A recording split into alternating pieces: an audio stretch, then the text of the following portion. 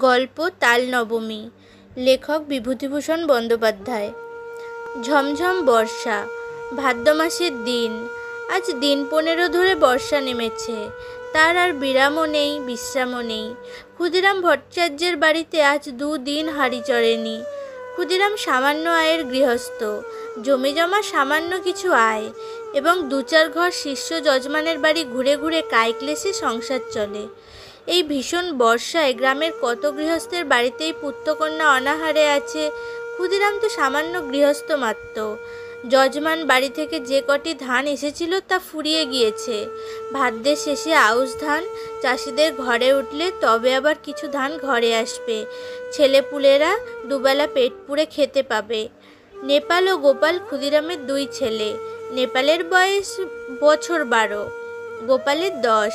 কদিন আগে পেট ভরে না খেতে পেয়ে ওরা 2 ভাইয়ের সংসারের ওপর বিরক্ত হয়ে উঠেছে। নেপাল বললে, এই গোপলা, খিদে পেয়েছে না তোর? গোপাল ছিপ চাঁচতে চাঁচতে বলল, দাদা। মাকে গিয়ে বল, আমারও পেট চুইচুই করছে। মা বকে, তুমি যাও দাদা। বকুক গে, আমার নাম করে মাকে বলতে পারবি না? এমন সময় পাড়ার শিবু বাড়ুজ্যের ছেলে চুনিকে আসতে দেখে গোপাল ডাকলে, ও চুনি, শুনে যা। চুনি বয়সে নেপালের চেয়ে বড়, অবস্থাপন্ন গৃহস্থের ছেলে, বেশ চেহারা। নেপালের ডাকে এসে ওদের উঠোনের বেড়ার কাছে দাঁড়িয়ে বললে, কি? আয় না ভেতরে। না, যাব না, বেলা যাচ্ছে, আমি জটি পিসিমাদের বাড়ি যাচ্ছি। মা সেখানে রয়েছে কি না ডাকতে যাচ্ছি। কেন, তোর মা এখন সেখানে যে? ওদের ডাল ভাঙতে গিয়েছে। তাল নবমীর বেট তো আসছে এই মঙ্গলবার, ওদের বাড়ি লোকজন খাবে। সত্যি? তা জানিস না বুঝি? আমাদের বাড়ি সবাইকে নেমন্তন্ন করবে, গায়েও বলবে, আমাদেরও করবে। সবাইকে যখন নেমন্তন্ন করবে, তোদের কি বাদ দেবে? চুনি চলে গেলে নেপাল ছোট ভাইকে বললে, আজ কি বার রে? তা তুই কি জানিস? আজ শুক্রবার বোধ হয়, মঙ্গলবারে নেমন্তন্ন। গোপাল বললে, কি মজা না দাদা? চুপ করে থাক, তোর বুদ্ধিশুদ্ধি নেই। তাল নবমীর বেট তো তালের বড়া করে, তুই জানিস? গোপাল সেটা জানতো না, কিন্তু দাদার মুখে শুনে খুব খুশি হয়ে উঠল। সত্যি তা যদি হয় তবে সে সুখাদ্য খাবার সম্ভাবনা বহু দূরবর্তী নয়, ঘনিয়ে এসেছে কাছে। আজ কি বার সে জানে না, সামনের মঙ্গলবারে নিশ্চয়ই। তার আর বেশি দেরি নেই। দাদার সঙ্গে বাড়ি যাওয়ার পথে পড়ে জটি পিসিমাদের বাড়ি। নেপাল বললে, তুই দাঁড়া, ওদের বাড়ি ঢুকে দেখে আসি। ওদের বাড়ি তালের দরকার হবে, যদি তাল কেনে। এ গ্রামের মধ্যে তালের গাছ নেই, মাঠে প্রকাণ্ড তাল দিঘি। নেপাল সেখান থেকে তাল কুড়িয়ে এনে গায়ে বিক্রি করে। জটি পিসিমা সামনেই দাঁড়িয়ে। তিনি গ্রামের নটবর মুখুজ্জের স্ত্রী, ভালো নাম হরিমতি। গা শুদ্ধ ছেলে মেয়ে তাকে ডাকে জটি পিসিমা। পিসিমা বললেন, কি রে, তাল নেবে পিসিমা? হ্যাঁ, নেব বই কি, আমাদের তো দরকার হবে মঙ্গলবার। ঠিক এই সময় দাদার পিছু পিছু গোপালও এসে দাঁড়িয়েছে। জটি পিসিমা বললেন, পেছনে কে রে? গোপাল। তা সন্ধ্যাবেলা 2 ভাই গিয়েছিলি কোথায়? নেপাল সলজ্জ মুখে বললে, মাছ ধরতে। পেলি? ওই 2টো পুঁটি আর একটা বেলে। তাহলে যাই পিসিমা? আচ্ছা, এসো গে বাবা, সন্ধে হয়ে গেল। অন্ধকারে চলাফেরা করা ভালো নয় বর্ষাকালে। জটি পিসিমা তাল সম্বন্ধে আর কোনো আগ্রহ দেখালেন না, বা তাল নবমীর ব্রত উপলক্ষে তাদের নিমন্ত্রণ করার উল্লেখও করলেন না।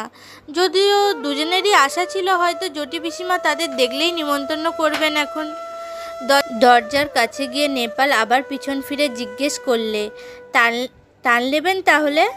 তাল? তা দিয়ে যেও বাবা। কটা করে পয়সায়? 2টো করে দিচ্ছি পিসিমা। তা নেবেন আপনি? 3টে করেই নেবেন। বেশ কালো হেরে তাল তো। আমাদের তালের পিঠে হবে নবমীর দিন, ভালো তাল চাই। মিশকালো তাল পাবেন, দেখে নেবেন আপনি। গোপাল বাইরে এসেই দাদাকে বলল, কবে তাল দিবি দাদা? কাল। তুই ওদের কাছে পয়সা নিস নে দাদা। নেপাল আশ্চর্য হয়ে বলল, কেন রে? তাহলে আমাদের নেমন্তন্ন করবে দেখিস এখন। দূর, তা হয় না, আমি কষ্ট করে তাল কুড়াবো আর পয়সা নেব না। রাত্রে বৃষ্টি নামে, হু হু বাদলার হাওয়া, সেই সঙ্গে পূব দিকের জানলার কপাট দড়ি বাঁধা। হাওয়ায় দড়ি ছিঁড়ে সারা রাত খটখট শব্দ করে ঝড় বৃষ্টির দিনে। গোপালের ঘুম হয় না, তার যেন ভয় ভয় করে। সে শুয়ে শুয়ে ভাবছে, দাদা তাল যদি বিক্রি করে তবে ওরা আর নেমন্তন্ন করবে না। তা কখনো করে?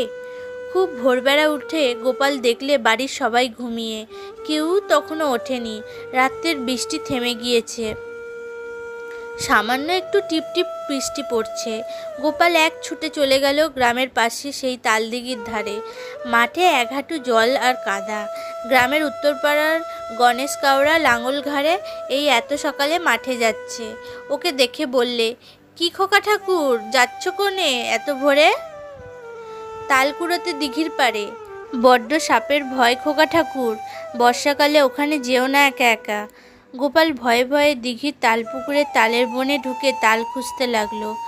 বড় আর কালো কুচকুচে একটা মাত্র তাল প্রায় জলের ধারে পড়ে। সেটা কুড়িয়ে নিয়ে ফিরে আসবার পথে আরও গোটা তিনেক ছোট তাল পাওয়া গেল। ছেলে মানুষ, এত তাল বয়ে আনার সাধ্য নেই। দুটি মাত্র তাল নিয়ে সোজা একেবারে জটি পিসিমার বাড়ি এসে হাজির। জটি পিসিমা সবেমাত্র সদর খুলে দোরগোড়ায় জলের ধারা দিচ্ছেন। ওকে এত সকালে দেখে অবাক হয়ে বললেন, কিরে খোকা? গোপাল একগাল হেসে বললে, তোমার জন্য তাল এনেছি পিসিমা। জটি পিসিমা আর কিছু না বলে তাল দুটো হাতে করে নিয়ে বাড়ির ভেতরে চলে গেলেন। গোপাল একবার ভাবলে তাল নবমী কবে জিজ্ঞেস করে, কিন্তু সাহসে কুলায় না তার। সারাদিন গোপালের মন খেলাধুলার ফাঁকে কেবলই অন্যমনস্ক হয়ে পড়ে। ঘন বর্ষার দুপুরে মুখ উঁচু করে দেখে নারকেল গাছের মাথা থেকে পাতা বেয়ে জল ঝরে পড়ছে। বাঁশঝাড় নুয়ে নুয়ে পড়ছে বাতলার হাওয়ায়। বকুলতলার ডোবার কটকটে ব্যাঙের দল থেকে থেকে ডাকছে। গোপাল জিজ্ঞেস করলে, ব্যাঙগুলো আজকাল তেমন ডাকে না কেন মা? গোপালের মা বললে, নতুন জলে ডাকে, এখন পুরনো জলে অত আমোদ নেই ওদের। আজ কী বার মা? সোমবার। কেন রে, বারের খোঁজে তোর কি দরকার?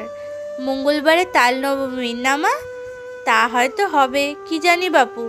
নিজের হাঁড়িতে চাল জোটে না, তাল নবমীর খোঁজে কি দরকার আমার? সারা দিন কেটে গেল। নেপাল বিকেলের দিকে জিজ্ঞেস করলে, জটি পিসিমার বাড়িতে তাল দিয়েছিলি আজ সকালে? কোথায় পেলি তুই? আমি তাল দিতে গেলে পিসি বলল গোপাল তাল দিয়ে গেছে, পয়সা নেয়নি। কেন দিতে গেলি তুই? একটা পয়সা হলে দুজনে মুড়ি কিনে খেতাম। ওরা নেমন্তন্ন করবে দেখিস দাদা, কাল তো তাল নবমী। সে এমনিই নেমন্তন্ন করবে, পয়সা নিলেও করবে। তুই একটা বোকা। আচ্ছা দাদা, কাল তো মঙ্গলবার না? হুঁ। রাত্রে উত্তেজনায় গোপালের ঘুম হয় না। বাড়ির পাশের বড় বকুল গাছটার জোনাকির ঝাঁক জ্বলছে। জানলা দিয়ে সেদিকে চেয়ে চেয়ে সে ভাবে, কাল সকালটা হলে হয়, কতক্ষণে যে রাত পোহাবে। জটি পিসিমা আদর করে ওকে বলবেন খাওয়ানোর সময়, খোকা কাকুরের ডালটা আর নিবি? মুগের ডাল বেশি করে মেখে নে। জটি পিসিমার বড় মেয়ে লাবণ্যদি একখানা থালায় গরম গরম তিল পিটুলি ভাজা এনে ওর সামনে ধরে হেসে বললে, খোকা কখানা নিবি তিল পিটুলি? বলেই লাবণ্যদি থালাখানা উপুর করে তার পাতে ঢেলে দিলে। তারপর জটি পিসিমা আনলেন পায়েস আর তালের বড়া। হেসে বললেন, খোকা যাই তাল কুড়িয়ে দিয়েছিলি তাই পায়েস হলো, খা খা, আজ যে তাল নবমী রে। কত কি চমৎকার ধরনের রাধা তরকারির গন্ধ বাতাসে, খেজুর গুড়ের পায়েসের সুগন্ধ বাতাসে। গোপালের মন খুশি ও আনন্দে ভরে উঠল। সে বসে বসে খাচ্ছে, কেবলই খাচ্ছে। সবারই খাওয়া শেষ, তবুও খেয়েই চলেছে। লাবণ্যদি হেসে বলছে, আর নিবি তিল পিটুলি? ও গোপাল! হঠাৎ গোপাল চোখ চেয়ে দেখল জানলার পাশে বর্ষার জলে ভেজা ঝোপঝাড়, তাদের সেই আতা গাছটা। সে শুয়ে আছে তাদের বাড়িতে। মার হাতের মৃদু ঠেলায় ঘুম ভেঙেছে। মা পাশে দাঁড়িয়ে বলছেন, ওঠ ওঠ, বেলা হয়েছে কত, মেঘ করে আছে তাই বোঝা যাচ্ছে না। বোকার মতো ফ্যাল ফ্যাল করে সে মায়ের মুখের দিকে চেয়ে রইল। আজ কী বার মা? মঙ্গলবার। তাও তো বটে, আজই তো তাল নবমী। ঘুমের মধ্যে ওসব কী হিজিবিজি স্বপ্ন সে দেখছিল। বেলা আরও বাড়ল। ঘন মেঘাচ্ছন্ন বর্ষার দিনে যদিও বোঝা গেল না বেলা কতটা হয়েছে। গোপাল দরজার সামনে একটা কাঠের গুঁড়ির ওপর ঠায় বসে রইল। বৃষ্টি নেই একটুও, মেঘ জমকালো আকাশ, বাদলের সজল হাওয়ায় গা শিরশির করে।